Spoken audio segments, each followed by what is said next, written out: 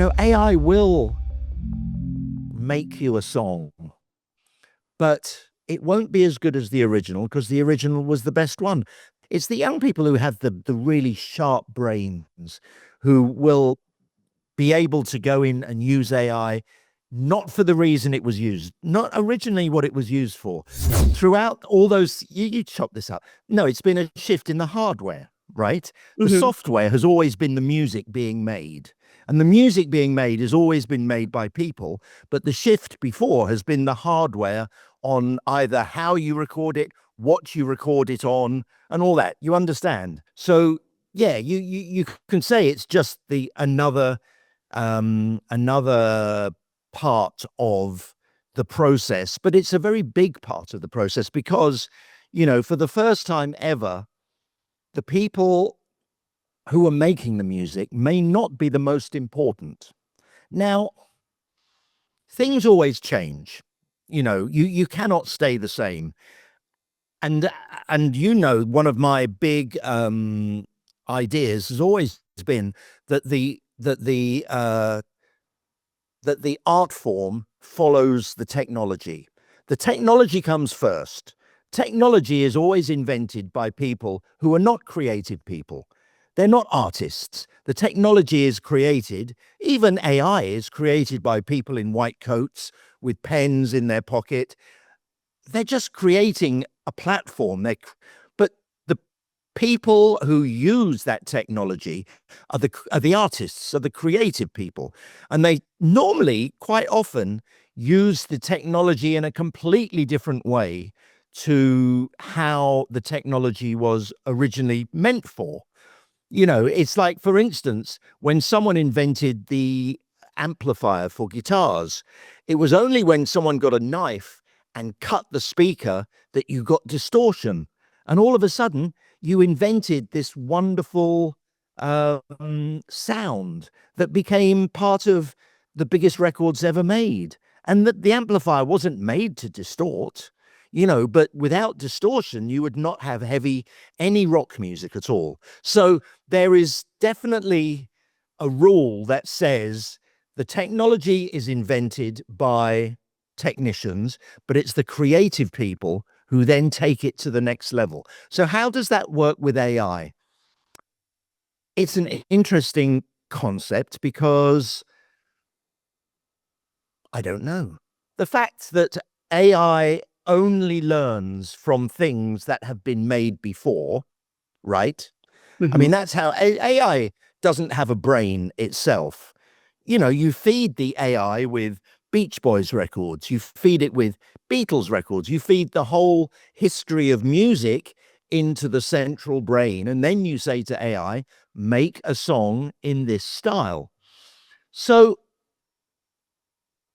it's very clever, but I have not heard anything yet that has been made by AI that is as good as the original thing that has come out.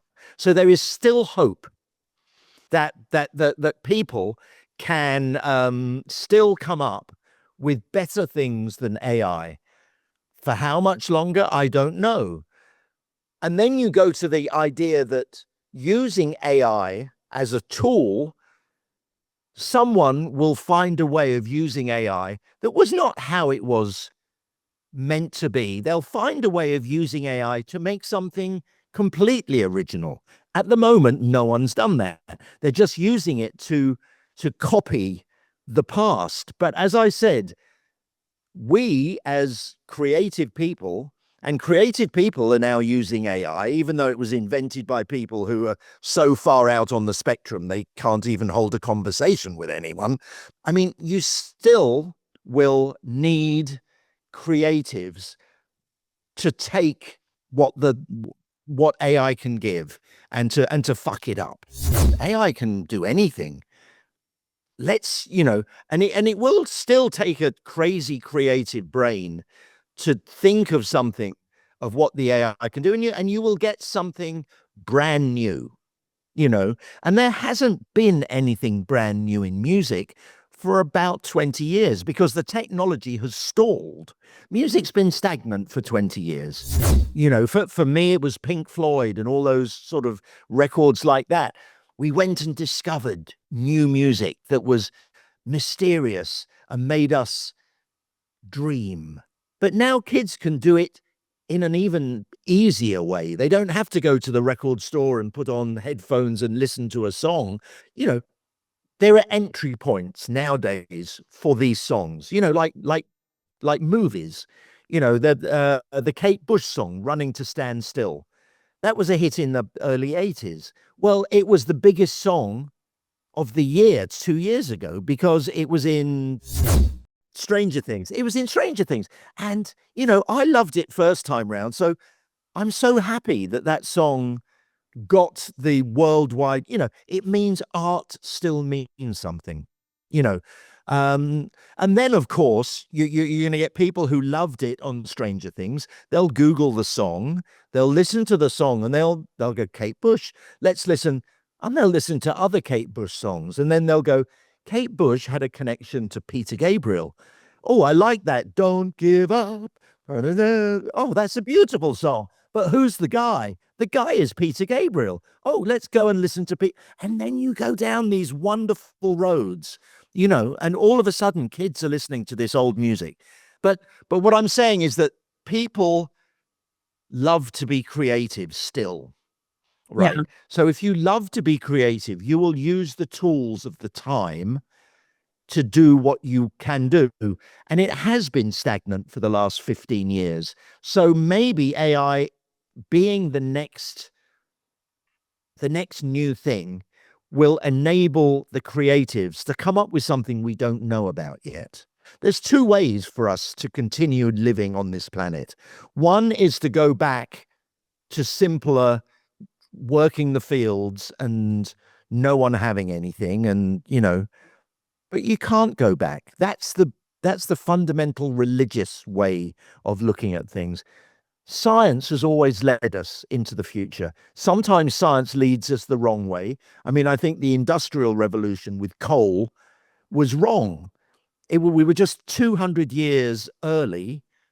If we'd gone, well, let's just wait another 200 years and see whether we can work with the sun and the wind and we would have not needed to burn coal, and we would not be in the trouble we are at the moment with Sure. those emissions. So we were 200 years out, but we still did it for the best of humanity. We've only now understood that it was wrong. So, so AI can help us in all sorts of ways, not just with music. It can help work out the exact weather to be able to cultivate power. If it's in the hands of the good guys, it could be a fantastic thing. Yes, should we protect the individual? Well, I'm not sure if we should, because by not protecting anything, with food, it's brought the quality of food up everywhere. Sure. Because everyone learns from everyone. Now, whether you can use that with music, as I say, we have no gatekeepers. So it's easier and easier to copy from other people. But who knows that using AI could be a good example of food, which means you have to monetize it. People have restaurants, they make money from the food that they borrowed the idea from that restaurant, that borrowed it from the idea of that was someone's mum's recipe 50 years ago. But it benefits everyone because everyone has better quality food. Can you work that with music? That may be. I sort of answered this when I said that, we have to have the technology of the day. Because if we don't use the technology of the day, we're limiting the human potential. If someone writes a song and it sounds like someone else's song, the person whose song it sounds like gets compensated, but you don't want to stunt creativity. You want to have a framework that allows people to be creative. But if something has been very consciously stolen, then those people should be compensated. But actually, the compensation should come at the very beginning from the AI companies to allow them to have the platform.